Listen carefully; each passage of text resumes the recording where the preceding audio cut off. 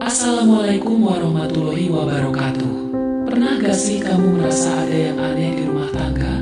Awalnya semua berjalan baik, romantis, penuh perhatian, tapi tiba-tiba jadi hambar, sering salah paham. Suami jadi lebih banyak main HP, istri jadi lebih sering marah tanpa sebab. Nah, bisa jadi bukan karena kalian berubah, tapi karena ada satu faktor yang sangat sering jadi penyebab keretakan: intervensi orang ketiga. Bukan hanya selingkuh loh maksudnya. Orang ketiga di sini bisa siapa aja, mulai dari teman, mertua, tetangga, bahkan sahabat yang katanya perhatian tapi diam-diam jadi pemecah belah.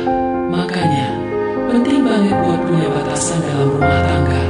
Gak semua orang perlu tahu isi dapur kita, apalagi sampai ikut campur. Disinilah kuncinya, pentingnya batasan. Mari kita bahas satu persatu dengan gaya santai tapi tetap serius, karena ini menyangkut nasib jangka panjang hubungan kalian berdua.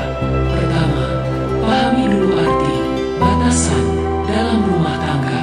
Batasan bukan berarti menutup diri atau jadi pasangan yang posesif. Bukan juga egois yang gak mau dengar saran.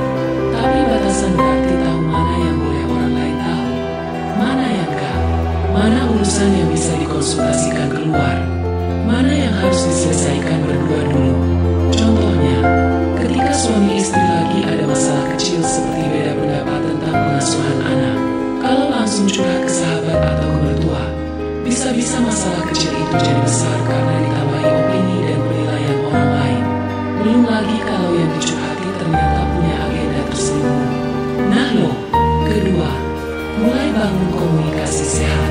Banyak orang yang sebenarnya tahu ada yang gak beres, tapi malah sibuk cari dukungan dari luar daripada menyelesaikan bersama pasangan. Padahal, rumah tangga itu ibarat kapal.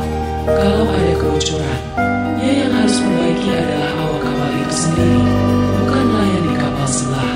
Komunikasi yang sehat artinya terbuka, jujur, tapi tetap pakai adab. Jangan main emosi, jangan saling menyalahkan. Ucapkan dengan cara yang baik, apalagi kalau lagi gak sepakat. Coba duduk berdua, tanpa gangguan HP, dan saling dengerin dulu. Kadang satu sesi ngobrol bisa menyelesaikan masalah yang kalau didiemin bisa jadi api. Ketiga, sadari kalau gak semua orang senang melihat kita bahagia. Ini realita, bukan paranoid. Dalam kehidupan nyata, ada aja orang yang secara sadar atau gak sadar merasa iri. Bahkan yang kelihatannya perhatian pun bisa menyelipkan racun dalam kalimat yang terdengar manis. Misalnya, ih suamimu sekarang beda ya, udah gak perhatian kayak dulu. Atau, istrimu sekarang kok sering marah-marah ya, padahal sebelumnya kamu biasa-biasa aja. Kalimat-kalimat kayak gitu bisa memicu keraguan dan kebingungan. Bahkan tanpa disadari bisa mengubah cara pandang kita terhadap pasangan sendiri. Maka dari itu, penting banget punya filter terhadap siapa yang kita dengarkan dan seberapa jauh mereka boleh tahu urusan rumah tangga kita. Keempat, jangan libatkan orang lain sebelum berusaha menyelesaikan masalah berdua. Banyak pasangan yang begitu ada konflik, langsung lapor ke orang tua atau sahabat. Padahal, orang tua atau sahabat punya perspektif yang bias. Mereka sayang sama kita, tapi kadang gak adil menilai pasangan kita. Alhasil, masalah makin rumit karena sudah dimasukkan ke hati orang lain. Kalaupun harus konsultasi, pilih orang yang netral, dewasa, dan punya kapasitas. Misalnya konselor rumah tangga, ustaz atau ustazah yang amanah, atau pasangan senior yang terbukti bisa menjaga rahasia dan adil dalam menilai.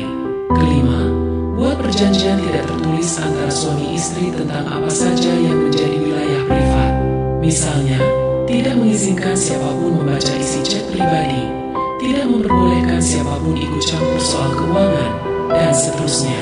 Aturan-aturan kecil seperti ini kalau disepakati dari awal akan jadi tameng dari intervensi luar yang mengganggu. Keenam, sadari bahwa setiap rumah tangga pasti punya ujiannya. Kadang bukan karena ada yang salah, tapi karena sedang diuji sejauh mana kekuatan cinta dan komitmen. Dalam situasi seperti ini, seringkali muncul godaan dari luar. Ada yang sengaja mendekat di saat pasangan lagi renggang. Ada yang sok perhatian pas tahu kita lagi ada masalah. Dan kalau kita gak waspada, pintu masuk bagi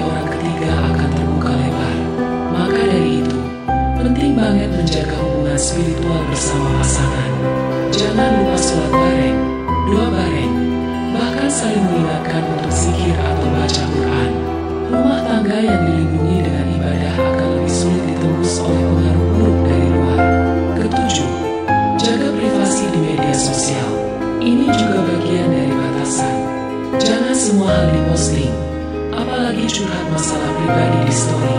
Selain gak menyelesaikan masalah, itu bisa mengundang komentar orang yang gak perlu.